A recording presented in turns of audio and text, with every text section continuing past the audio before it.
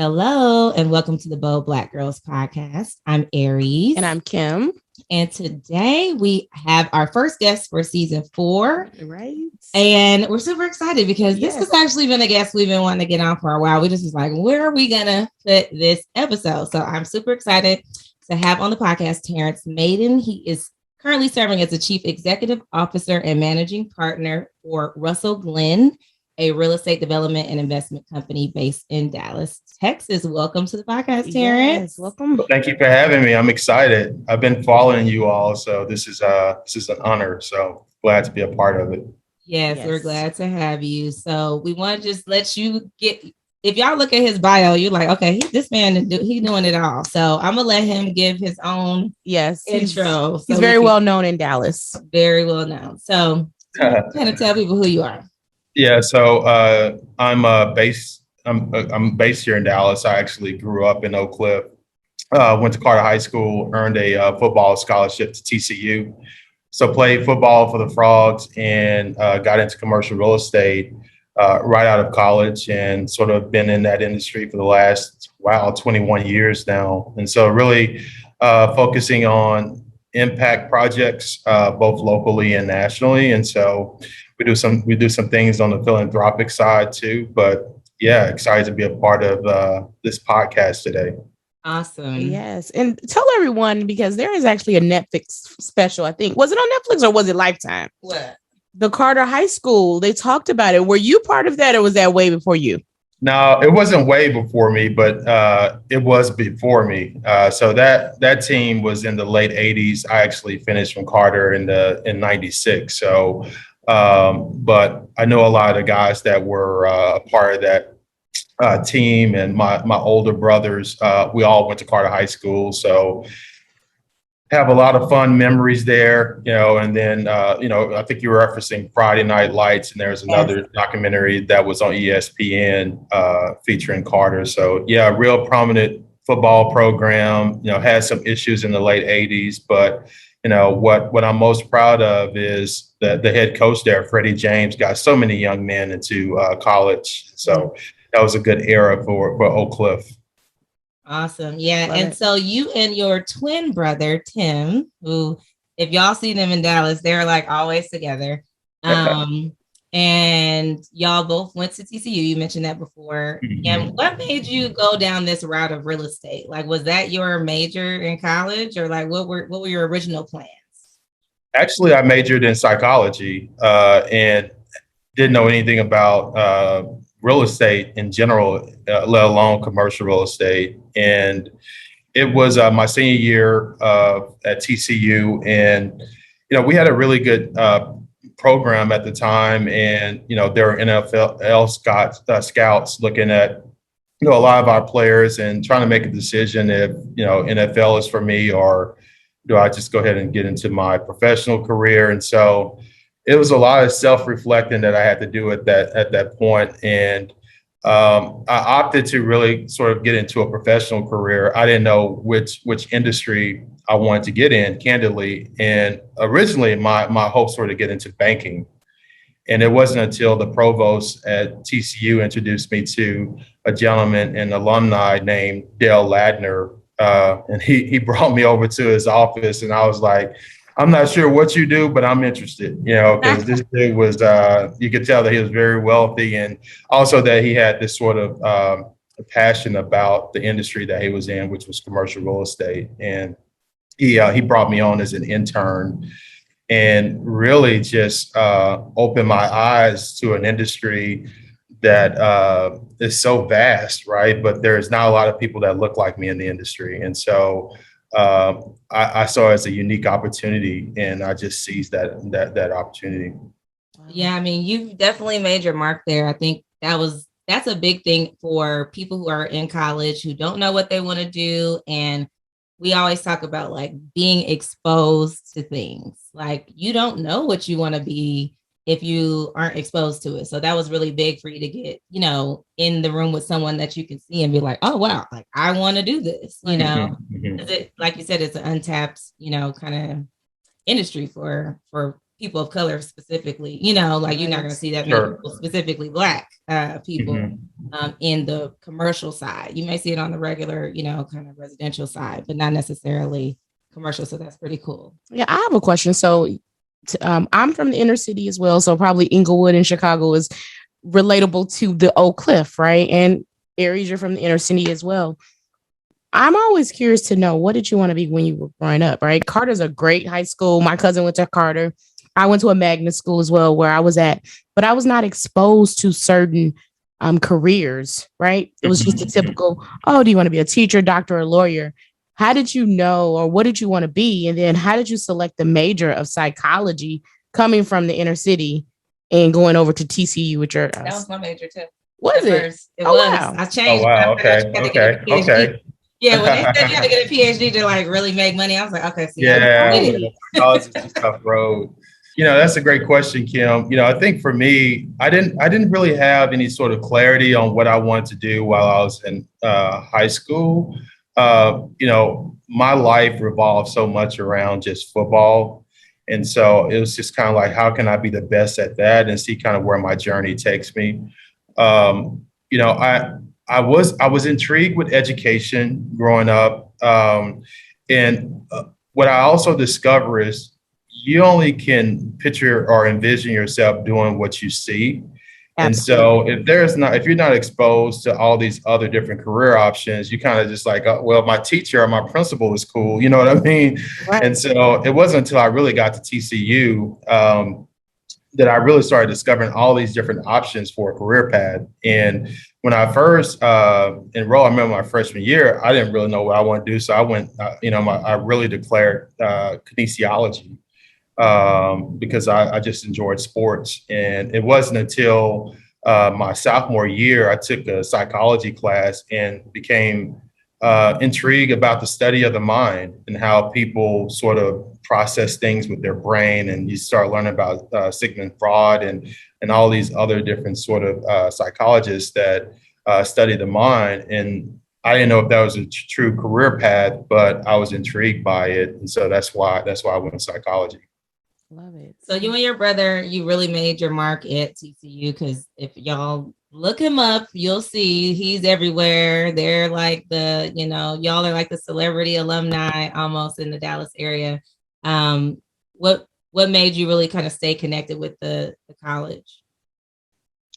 Well, while we were there, TCU has changed a lot. I mean, it's become a university that has embraced diversity a lot more. But, when we were there, it wasn't a lot of people of color on campus, and other than your teammates and other athletes. And so it became like a family, really, because you had just to lean on each other.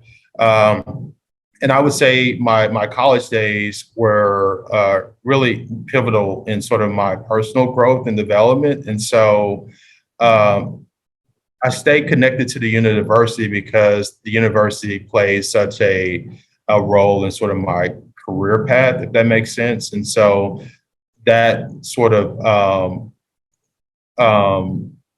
appreciation of that season is what keeps me tied, to the alumni and giving back there. Absolutely. Yeah, that makes a big difference. Which is how we probably ran into you and met you. You have a non-for-profit foundation. And I actually think, I don't know if it was your twin brother, but my daughter was part of this non-for-profit organization called Year Up. And one of you all spoke at the Year Up meeting. I guess they had a guest speaker, and I was like, I know them. And so you're really doing great things in the community, just in general. Once you had this internship, because I believe internships are very crucial to helping you understand what you want to do, but also what you don't want to do. So you talked about this gentleman that took you under his arm and really just took you as an intern. What was that experience like to help you decide to go into real estate? Yeah, I mean, I think it was more so his faith and confidence in me, just to provide me an opportunity. And I think that's what a lot of young people are looking for. Life is hard. You make critical decisions each and every day of your life. And most of the times people are looking for someone who would just believe in them. And so that's what Dale did for me. He was very honest with me too. And he shared that, you're going to have really tough skin, and it's going to be not easy at all, but he felt confident that I could be successful in it. And so that sort of confidence gave me the fuel I needed to stay in it. And so a lot of what we're doing with our nonprofit, especially now with our Elevate Academy, is trying to be that Dale Latner for like all these other young men that are coming up, in particular, young men of color. And so if we can fill that gap somehow, this is our way of giving back. So what are some of the things that you all do? I know you do a lot of things, like how we met how I met Terrence was through you all were doing like a gene drive, and Mm-hmm. when I were over there going to a book signing. Remember we went to go to Sophia Nelson? Yes, okay. Sophia Nelson. And then we went over there afterwards. And so tell us some of the things that what are some of the impacts you all are trying to make with your foundation, specifically with the young men? Yeah, so we launched Two Wins in '05 in the living room of my parents' house, right? And we originally the vision for Two Wins was to be an extension of the church. So we felt compelled to do more impactful projects outside the four walls of ministry, and so that's what sparked us to launch Two Wins. And a lot of what we did starting out was more community oriented sort of projects, whether it's like, I think what you all came out to was our Rhythm and Denim, where we collected jeans for the homeless shelter. I mean, we've done projects with a number of different sort of community organizations and really centered around charitable gifts and giving. We have evolved since our start, and now we recently launched the Maiden Foundation, where I think our giving is going to be a lot more targeted. And so I mentioned our Elevate Leadership Academy that we're doing in partnership with UNT Dallas, where we're essentially taking on 65 young men each summer, and they're going through our leadership academy, and we're teaching them everything from how to tie a tie to proper dinner etiquettes, to how to network, how to pass out their business cards, doing professional bios and resumes and headshots. And so really just trying to position them for that sort of next step in life. And so, that's what we're doing now. And then we're also thinking about how we can make more substantial gifts. So we're looking in the area of healthcare and education and other means of where we can leverage our resources, if you will, to impact communities of color. That is amazing. I love it. I do too. This is stuff that we need. I mean, especially, I just have to say it. Right now, I feel like we're losing some of those, qualities of, just due to, we always were talking about how, like, the Black community has been really, the family has not been together and not having, the dads living in the home with the mom, even though dads are, could be a part of a kid's life. It just is a difference. And when you get those positive role models, like, it makes such a big difference in how you carry yourself as a man kind of going forward. And something we're always talking about is just like how we just long for our community to just really get back together, and these are good foundational tools for them to use in life. And so that they're not like left out of, that next level of society. We don't want to just be stuck kind of in this one place, and networking and all that stuff. Like, these are things that are helping you get good paying jobs, just being able to know how to carry yourself, right. in a different way. So that's really big. Yeah, you're covering what I like to call, I call it sometimes E2, exposure and experience. You've given them the exposure, they can gain the experience, especially with people in the inner city. And one of the things I know in terms of like where I come from, I remember traveling back to Dallas, and I'll always stay on the South Side. And so one of the things we would do is go to the mall. And so being from where I'm from, we really didn't have a mall close to us where I lived in Chicago. So I thought it was real cool. I was like, oh my gosh, the mall is up the street. It was Redbird. And so I just love seeing all these Black people thriving. And that's what it looked like to me coming from Chicago, right? And now Redbird Mall, like when I moved and relocated to Texas, it totally shifted. And I was like, this is not the Redbird Mall that I remember. And so now that is a project that you are actually working on, right? Can you tell us a little bit more about that? Yeah, so I've been working on Redbird for the last 5 years now, almost six. So I mean, time flies. But it's like you mentioned, it was the mall that I remember going to growing up. It's the mall where the guys that hang out, get the girl's number all day, and it's just you just want to be at Redbird. Just I mean, if you're at Redbird, you're good. And it was a point of pride for the entire Oak Cliff community and really all of Southern Dallas. And the mall was originally built in the mid 70s, and in the late 80s, sort of early 90s, there are some crime issues in the area, and some of the anchor retail tenants started to either close or relocate further south to Cedar Hill. And so while the mall didn't close, it definitely wasn't the same sort of sense of place that it was originally. And so Peter Brodsky is a New York investor that's, he lives here in Dallas now, but he and his wife acquired the mall, and shortly afterwards, he and I connected and really forged a good working relationship, a relationship as partners to reimagine Redbird. And so now this mall will be transformed to a more of an urban mixed-use development with healthcare. So we have UT Southwestern and Children's coming in, and Parkland. Also a lot of office. So we were able to get a big company out of Atlanta called Chime, who's going to hire over 2,000 people in the community. So and these individuals will be making a livable wage. The other thing is quality residential. So we have 300 units of Class A apartments that are open now and 100% occupied.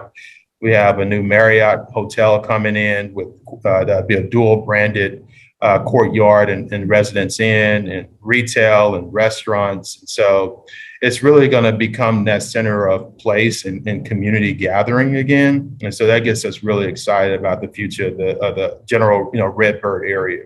What are some of the things you had to do in order to get this back, other than connecting with him? Like, I'm assuming there's some things in the city, like to convince these companies to come and that it's going to be different this time, or, why it's going to be beneficial to do this. Like, what are some of those hoops you had to kind of... That's a great question, and one that I don't think a lot of people in the general public maybe value or appreciate the most. But I guess when I first started, I knew it was going to be a heavy lift, right? I didn't realize how overwhelming of a lift it was going to be. And while the name Redbird is loved, in Oak Cliff and Southern Dallas, and people know what it is, the reality is outside of that community, it's called Deadbird and Blackbird. And there's a real negative connotation when it comes to even the idea of anyone going back to Redbird. And so it took us over a year to convince people that this sort of vision is a reality and can happen. And so, it took a lot of convincing on the front end. The first group that sort of raised their hand and said that we'll come in was Starbucks. And Starbucks mentioned that they wanted to open a community store. And we was like, okay, great. I mean, and it was so funny because when do you see a Starbucks opening makes the front page of the Dallas Morning News, right? And that shows that how underserved the area was. And now that Starbucks is one of the best performing units in all of Dallas Fort Worth. And it's, for us, it's our anchor, right? Because it was the first thing that happened to really start getting people excited and can see the vision for the development. And so, it was a heavy lift on the front end. I can only imagine. Right. Kudos to you. That's not only great in terms of like the anchor, but that's an amazing accomplishment because, Black buying power, we have a lot of buying power that's really underestimated when it comes to us and in our community. So, I was in the area and I was very happy and pleased to see a Starbucks because I'm driving. Starbucks. Yeah. Well, and I look at that and I think about things like that. I'm thinking about the planning. Like I live north, like what I see versus north versus when I go south. it totally changes, like the type of restaurants. You might see more Mhm. restaurants that serve more healthy meals as opposed to when you go out south, everything is fried. Mhm. So I'm Mhm. loving the shift and evolution of how you're reimagining Redbird. And I would say that it takes someone with that vision and the Absolutely. representation of someone from the community to know like this is worth putting that energy into, the lift Mhm. that it was going to take. You had a passion for it. And that's why you do need diversity in these decisions. It's not just Mhm. you can get somebody who just comes in and say, hey, I'm a developer or I'm a, whatever. And I come over here and partner with someone and they just start creating stuff, but Mhm. I'm big on having someone who represents who you're trying to serve in Mhm. those decision making, in those rooms at the table, having the conversation, because you were able to give a different perspective than anybody else probably could have coming into this type of project. Yeah, and I think the timing was good. I mean, often I reference the fact that all the stars aligned, for Redbird this go around. Peter, because he could pay cash for the mall, the capital was very patient. So we didn't have to make really rushed decisions. We could be really strategic in our approach, in our sort of overall sort of implementation of the strategy, which was very helpful. The other thing too is we had the big wins that happened for the project for the majority of the time, or the majority of the cases. There was an African American Black individual in leadership that pushed the decision to move forward, which is really compelling because it shows that we can all come together collectively and do something good for our community. So I was really pleased about that. One of the things that comes up a lot is this a gentrification play? And it's really not. I mean, this redevelopment is going to be built and designed for the Oak Cliff community. And we didn't, when we first sought out to do the redevelopment, we didn't realize that there's a potential for this to become really an incubation hub of entrepreneurship for Black people. But that's what it's turning out to be, which is really cool.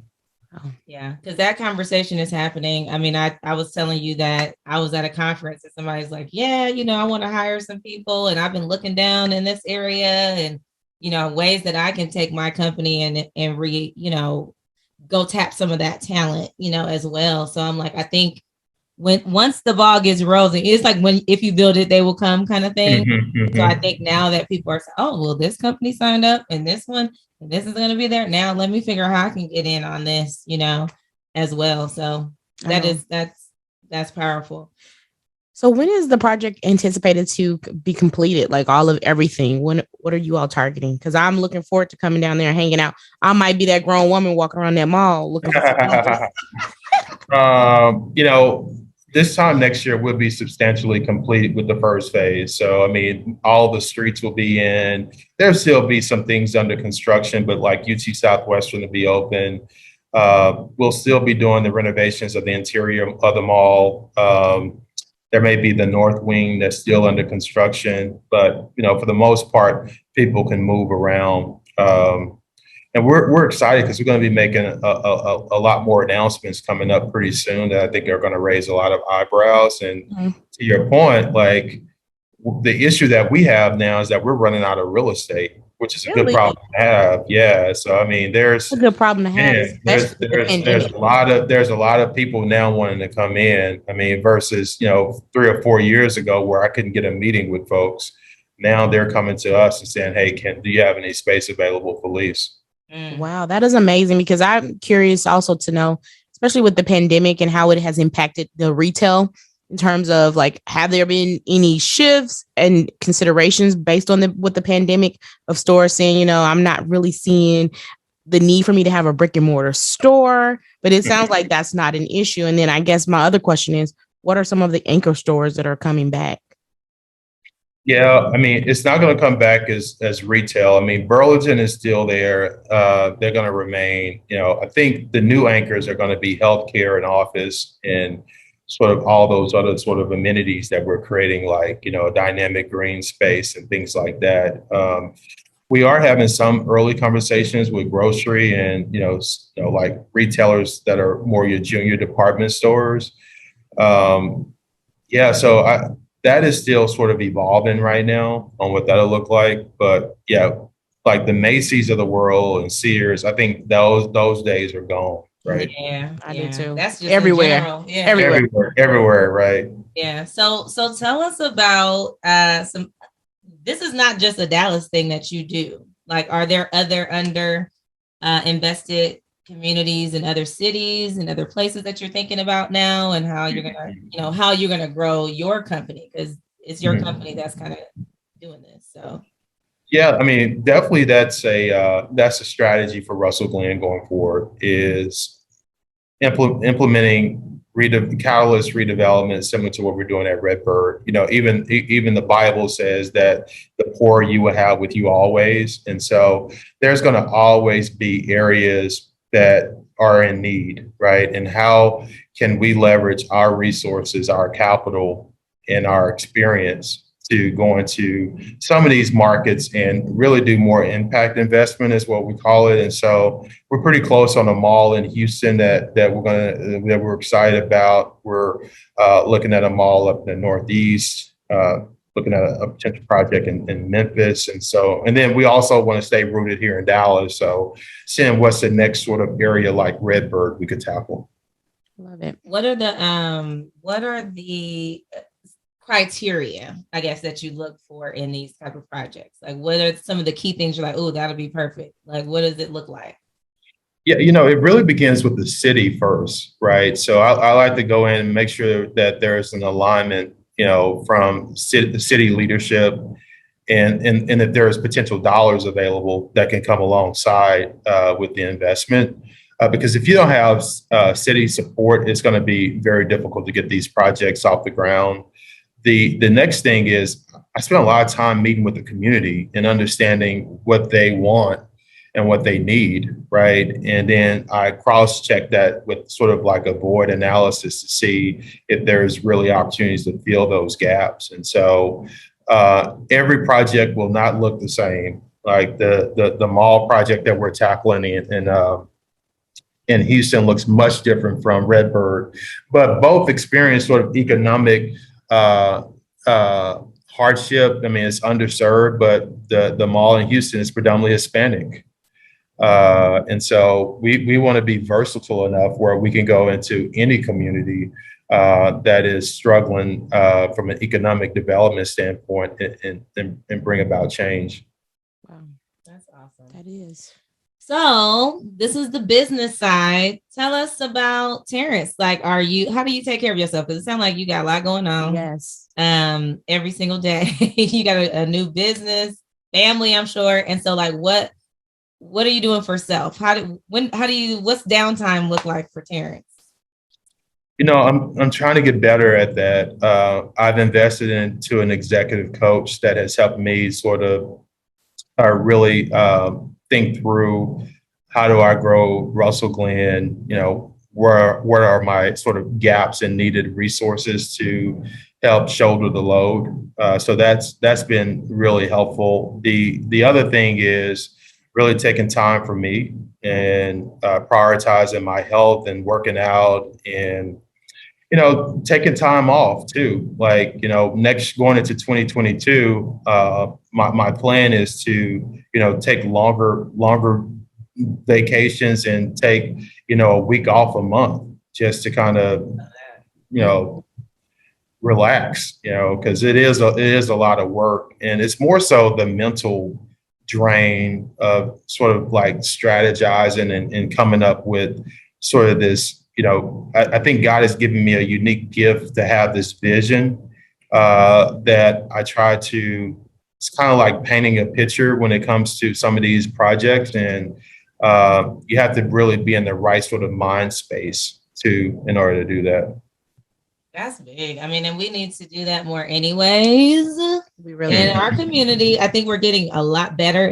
It's not as stigmatized as it has been. And I was actually just going to post something a long time ago about like, I think we're doing good with the conversation around like therapy and self-care and taking longer vacations, because I think we'll be like, well, I'm gonna go for a weekend over here, and you just as tired when you get back. Yeah, when you get back, yeah, it's like you need a vacation from your the vacation. vacation, Yes. right? Right. So I think Kim and I, we spoiled ourselves earlier this year. I think because of the pandemic, we stayed home pretty much all last year, and I was like, I'm going somewhere for my birthday. I don't care what's going on. And so we went to Mexico for like 10 days. I said, girl, and I didn't think I was gonna last. Like, I was like, I want to come home. Now I'm like, vacations need to be a minimum of 7 days. minimum. I agree. Minimum. Yeah. So I think longer vacations are definitely worth it. And if you do a week off a month, I think you're gonna be right. And then you good. can re-energize Right. to help bring up that creative mind. Because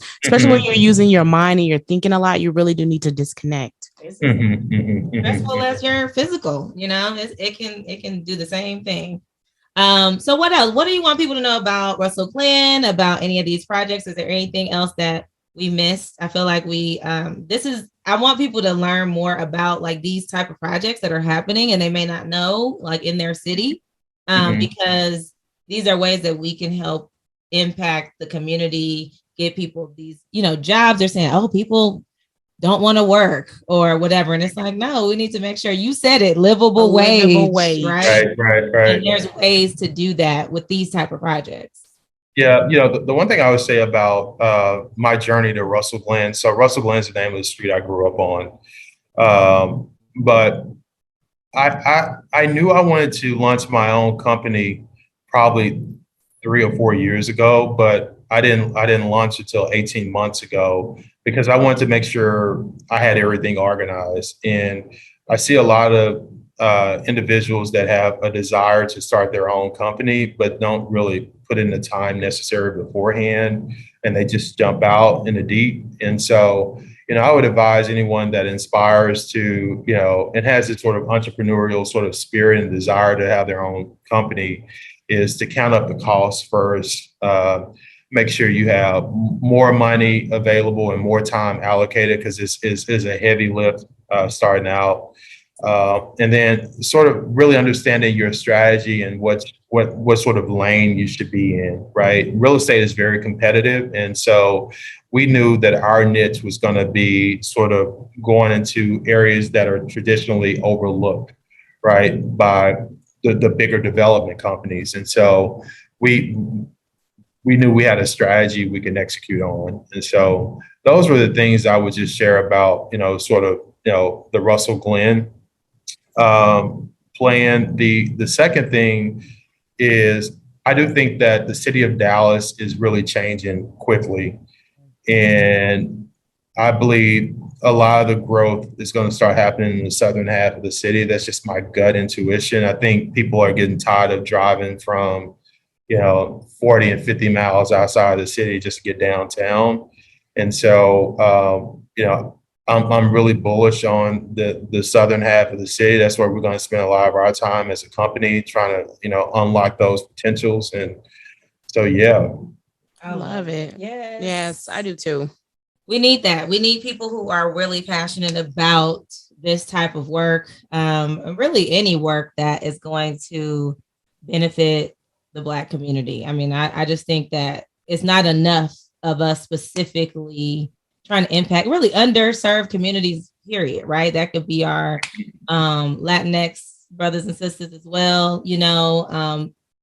It's just a lot of what you said. Our dollars are getting spent other places we spend money within our own communities. Yeah. So the more we have a chance to spend our money in the community, it's going to be those dollars can circulate a lot longer. Absolutely. And kudos to you for using your time, talent, and treasure to kind of make it evolve, because a lot of times in the inner city community, they are forgotten about, right? And they don't have anybody advocating for evolution and growth, So you think about it, like even grocery stores, I didn't realize how until I got older, like, oh, wow, that's such a thing. Like, a grocery desert. Food desert.